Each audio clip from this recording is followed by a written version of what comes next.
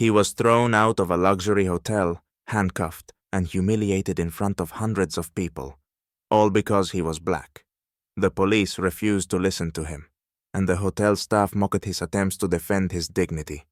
But when that same hotel faced the brink of collapse, he made a move that shocked even the most hardened skeptics. What Mark did next is hard to comprehend, even for those who have been through a lot. But let's start from the beginning. If this story touched you, subscribe and leave a comment. Let's spread it as far as possible. Mark Williams, a seasoned black entrepreneur and Army veteran, arrived downtown for a meeting with potential investors. He had booked a room at one of the city's most expensive hotels, wanting to emphasize his status and make a good impression on his business partners. As a confident and respected man in his community, he expected calm and professional service befitting the hotel's class. However, from the start, something felt off. At the entrance, a security guard stopped him, asking if Mark really had a reservation at the hotel. This treatment surprised and slightly offended him, but he decided to let it go.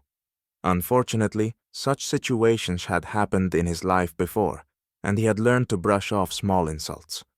When he approached the reception desk, the receptionist coldly and skeptically asked him to confirm his reservation. Mark politely showed her the documents, but her dissatisfied expression didn't change.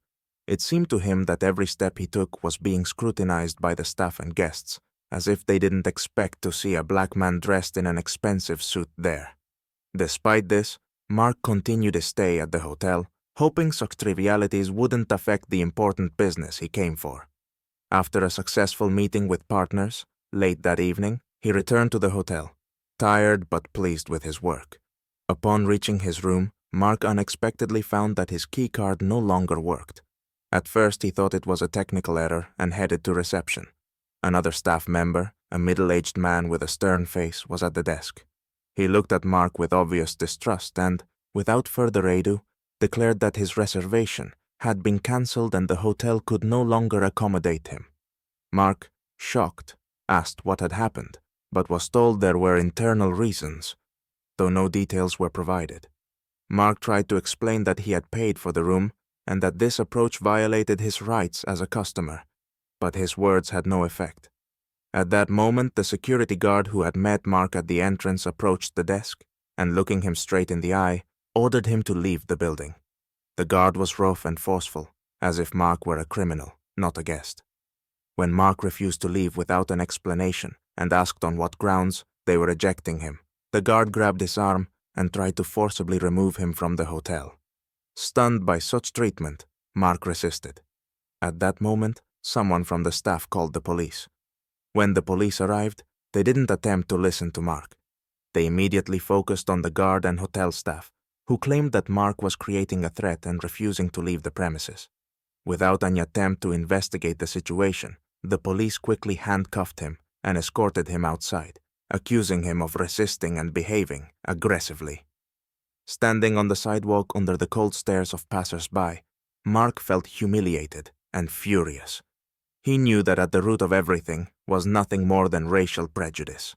This moment became a painful reminder that despite all his accomplishments, status, and efforts, he was still viewed through the lens of his skin color. By morning, Mark was sitting in a small police office, reflecting on what had happened. A night behind bars had not brought clarity but had intensified his anger and frustration. His arrest seemed absurd and unjust, but it was nothing new for Mark. Memories of similar incidents from the past suddenly rushed over him. Situations where his skin color made him a suspect before he even had a chance to say or do anything. He felt powerless, as if the whole world was against him. When he was released, the charges were dropped, but that didn't make things easier. He knew that his arrest was the result of bias. The system worked against him, not for him. At the exit from the police station, his wife, Linda, was waiting anxiously for him to come home. Linda hugged him, and for a brief moment, he felt relief, but in his mind still echoed the cold voice of the guard and the indifferent eyes of the police officers. On the way home, Mark received a notification on his phone. One of the videos, filmed by a bystander during his arrest, had garnered thousands of views on social media. The video showed him being dragged to the police car not even given a chance to speak in his defense. It was accompanied by comments highlighting yet another latent case of racial discrimination. Mark's story quickly began gaining traction, with many social media users expressing support, sharing the video, and pointing out that it was just one of many similar incidents happening across the country. Soon, news channels picked up the story, and by morning, journalists were already standing outside his house, waiting for comments. Mark felt torn between emotions. On the one hand, public support gave him strength. He understood that his voice could be crucial in the fight for justice. On the other hand, he didn't want his life to be reduced to this incident. He was a successful businessman, a father, and a husband, but now he was being portrayed only as a victim of racial prejudice. These thoughts led him to ponder how he could use his platform and experience to truly change the situation, rather than just being another face on news screens. In a conversation with his wife, Linda, he expressed his doubts. She listened silently and then said, "You can't just leave it at this, Mark. You're not only fighting for yourself. Our son is growing up in this world. You need to show him that it's possible and necessary to fight this system." Linda's words struck a chord with him. All day, Mark couldn't shake the image of their son, who would soon have to face this reality too.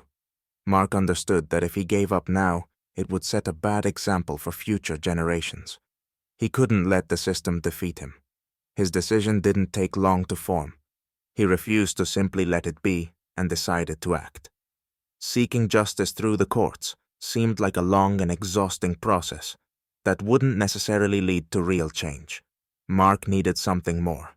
Not just a reaction, but a strong, positive action.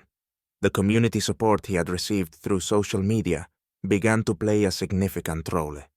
People shared their stories of discrimination, talking about the injustice they faced daily. Mark felt that this wave of outrage could become a real force for change, and he began to think about how best to harness it for the real fight against systemic racism. Mark couldn't stop thinking about how everything had unfolded. His arrest and the harsh treatment from the hotel staff and police were not just humiliating, but a challenge that he couldn't let go unanswered. Weeks after the incident, he learned that the same hotel where he had been insulted and arrested was in financial trouble. The public scandal hadn't gone unnoticed, and many customers, having learned about the incident through the media, began canceling reservations and boycotting the hotel. This information struck Mark, not just as a businessman. It was a sign of fate. He realized that he now had a chance to do something greater than just fight for his honor. He could turn his humiliation into an opportunity to change that hotel and use it for a real cause. The idea came to him suddenly. What if he didn't just punish the system through courts and protests, but literally turned the situation around and buy the place where he had been humiliated? Mark approached his business partners, people who had known him for many years and respected him for his hard work and resilience. He assembled a team of investors, including several influential Black entrepreneurs who shared his vision. Together, they devised a plan to buy the hotel and turn it into a support center for those affected by systemic racism and injustice, creating a space where people could receive temporary housing and help finding employment. Mark met with the hotel's owners who, trying to minimize their losses, were willing to sell it at a significant discount. The negotiations were tough, but Mark didn't back down. He managed to strike a deal, and soon he became the new owner of the luxurious building that just weeks before had been the site of his humiliation. Now it was up to him to bring his plan to life. The first step was to change the hotel's policy. Instead of serving the elite, Mark decided to open the doors to those who truly needed help. Homeless Black veterans who often faced systemic injustice and were left without shelter. Families who had suffered from economic hardships caused by discrimination. People whose lives had been torn apart by prejudice. When the news of his purchase and the hotel's new mission spread, the public greeted it with enthusiasm. The media once again picked up the story, but this time in a different light. Mark was portrayed not as a victim, but as someone who had managed to take control of the situation and turn negativity into a positive cause. Social media, which had initially spread the video of his arrest, now shared the news of how he had transformed the hotel into a support center for those affected by systemic discrimination. Many Black leaders and community organizations began expressing their support for Mark's project, and soon several benefactors offered funding for its expansion. Mark felt that this was just the beginning of something much bigger. Mark stood in front of his hotel, which had now been fully transformed into a support center. Around him were local residents, media representatives, as well as veterans and families whom he was now helping. Mark's gaze swept over the building that had once been a symbol of his humiliation, but had now become a symbol of his triumph and the power of change. The first task he faced after purchasing the hotel was not only transforming the space, but also the team. He immediately fired the staff members who had been involved in his eviction and arrest. However, there was one person who unexpectedly came to him asking for forgiveness. It was the hotel manager, who had played a key role that terrible night. "I understand that I acted wrongly," said the man standing before Mark. "I grew up surrounded by biased views and never realized that I was part of the problem. That night, I did what my prejudice dictated. Now I understand how wrong I was, and I want to change my life." Mark looked at him for a long time, remembering the moment when he was led out in handcuffs from the hotel. At first, he wanted to simply let this person go, but then he decided to act differently.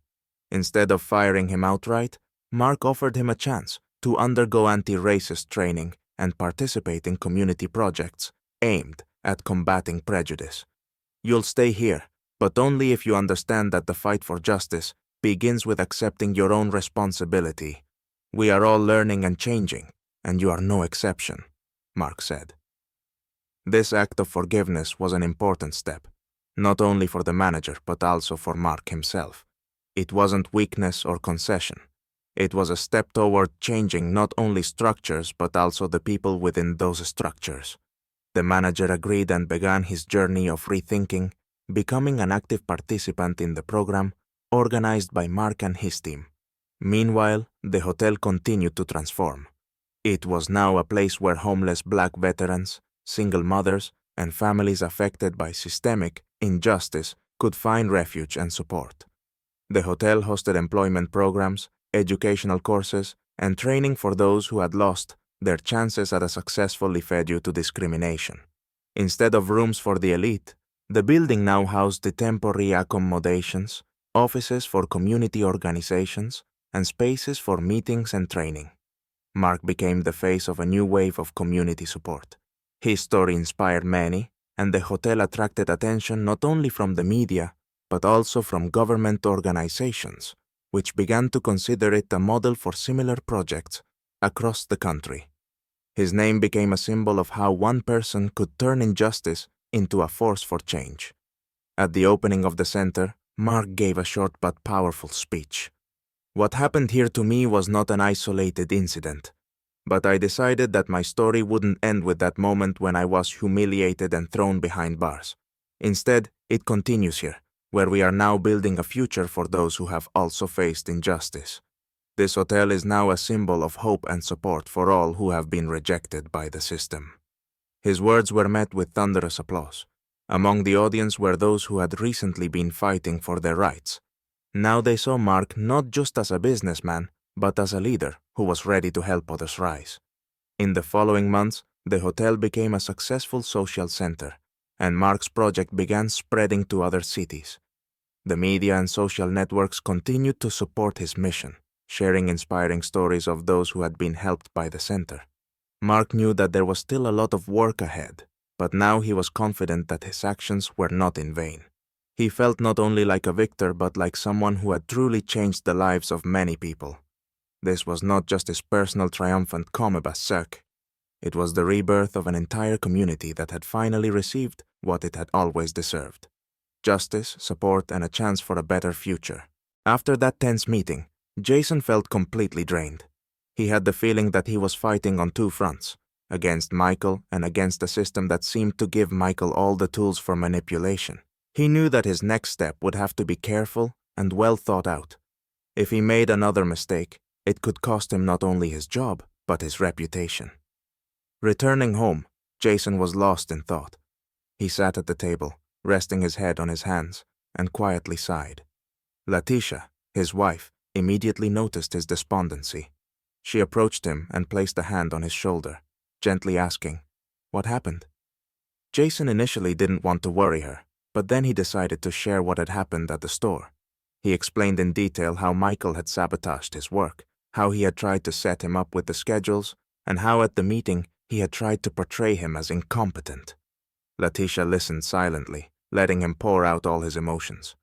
When Jason finished, she quietly said, "I know it seems like the whole world is against you right now, and maybe it is, but you knew it would be tough. You always said that positions like these are important to set an example for others. It's not just a job, it's a mission. You're not just fighting for yourself, but for those who might follow in your footsteps. You have to stay strong." Jason nodded, but doubt still gnawed at him. "What if I don't make it? What if Michael gets his way and I lose my job? I don't want you and the kids to suffer because of my problems at work." Letitia smiled and replied, "We're with you, Jason. This isn't just your fight, it's our fight. You're not alone in this. You've always supported us, and now we'll support you. You made the right choice when you decided to stand up to this, and I know you'll find a way. Michael might think he's stronger than you, but his strength is built on fear and deceit, and your strength lies in the truth." These words meant more to Jason than anything else.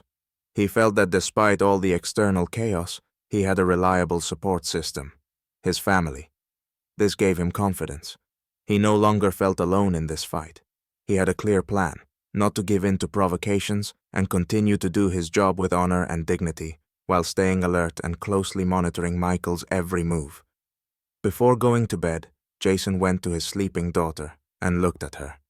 He remembered that it was moments like this that kept him fighting.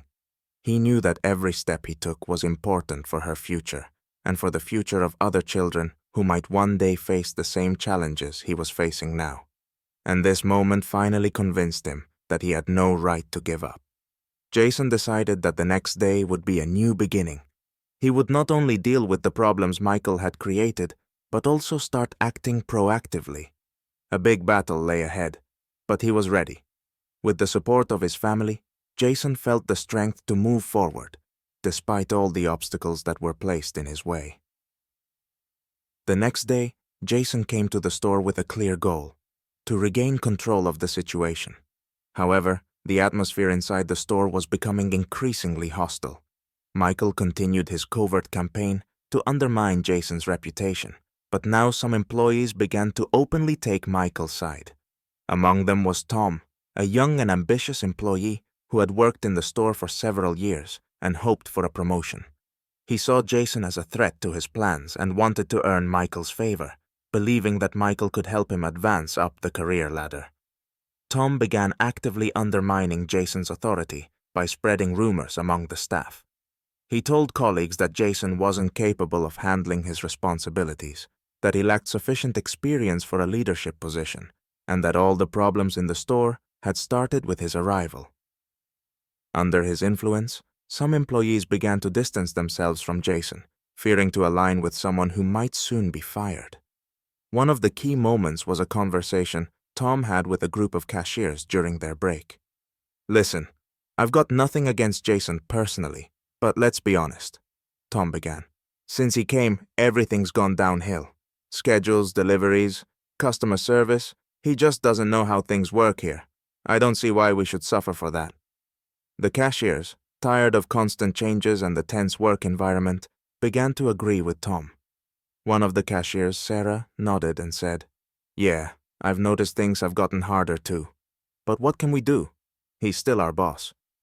Tom, feeling their support, continued, "We can show management that he's not up to the job. If we all stick together, Michael will back us up. Management will have to take action if they see the entire staff is unhappy."